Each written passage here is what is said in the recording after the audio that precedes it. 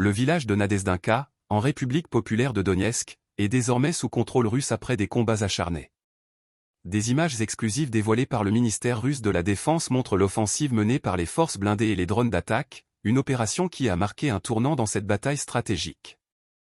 Restez jusqu'à la fin pour découvrir les détails de cette opération militaire complexe. N'oubliez pas de vous abonner et de partager cette analyse. Le 21 février, les forces russes ont annoncé la prise de Nadezhdinka, un village clé dans la région du Donbass.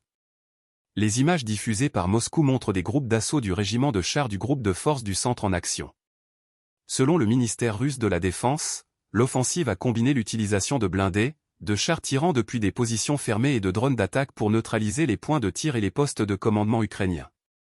Profitant du mauvais temps, les unités russes ont pénétré dans la zone peuplée, soutenues par des forces de débarquement. Les combats ont été intenses. Les groupes d'assaut russes ont réussi à déborder les positions fortifiées des forces ukrainiennes, les forçant à se retirer.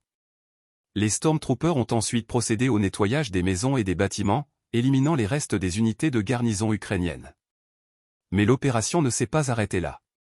Les avions d'attaque russes ont secrètement posé des mines antichars sur les routes d'accès à Nadezhdinka, empêchant toute contre-attaque ukrainienne. Les véhicules blindés ennemis ont été détruits avant même d'atteindre le village. Une fois les positions sécurisées, les forces russes ont planté le drapeau russe, symbolisant leur victoire. Cette opération illustre la complexité des tactiques employées sur le terrain, combinant technologie, stratégie et exploitation des conditions météorologiques. Cependant, malgré cette avancée, la situation reste volatile dans la région, où chaque village libéré ou perdu peut influencer le cours du conflit.